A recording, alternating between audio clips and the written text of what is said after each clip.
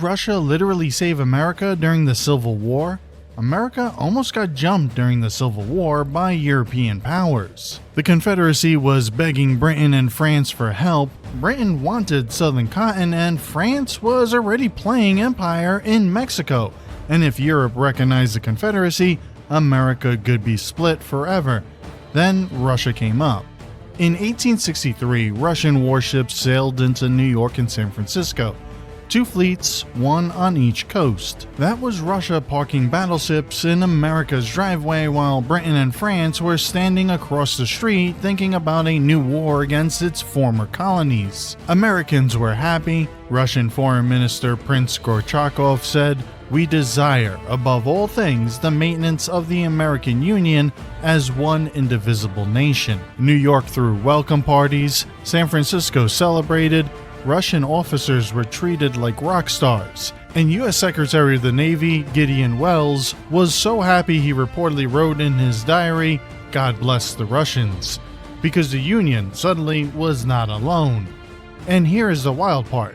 This was Great Reform era Russia. Tsar Alexander II had just freed the serfs in 1861 and pushed more democratic reforms. Lincoln was moving against slavery in America.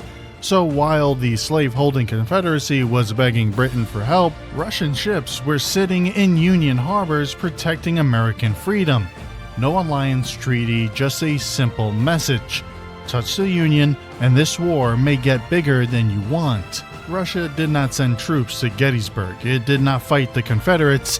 It did not fire cannons at Britain, but they were projecting Russian power by protecting the American Union. The Russian fleet showed up in New York and San Francisco in 1863. They stayed in American waters for about 7 months.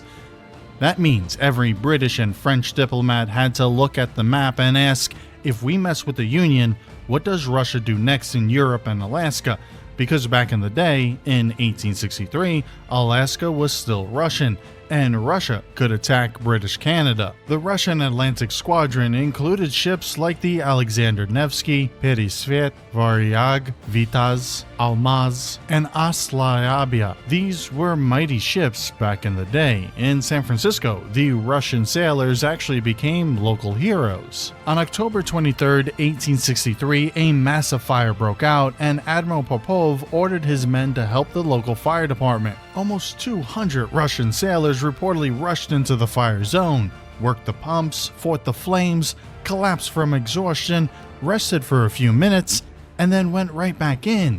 Some of them died. The local newspaper praised the noble spirit of the Russian fleet and described Russian sailors staying at the pumps until they were nearly worn out. Russia had its own reasons, of course. Great powers always do. But for Lincoln's America, the result was perfect. The Union got a powerful friend, Europe got a warning, and the Confederacy got nothing. And the result was bigger than most people realize. Britain backed away from openly supporting France. France, left more isolated, had to step back from a wider confrontation with Russia and the Union. In plain English, the move worked. Russia put pressure on Europe without firing a shot, and the Confederacy's dream of foreign rescue kept slipping away. America was saved. When America was bleeding and Britain and France were circling, Russia moved its fleet into American ports and made the vultures think twice. That time, American freedom was saved by Russian warships.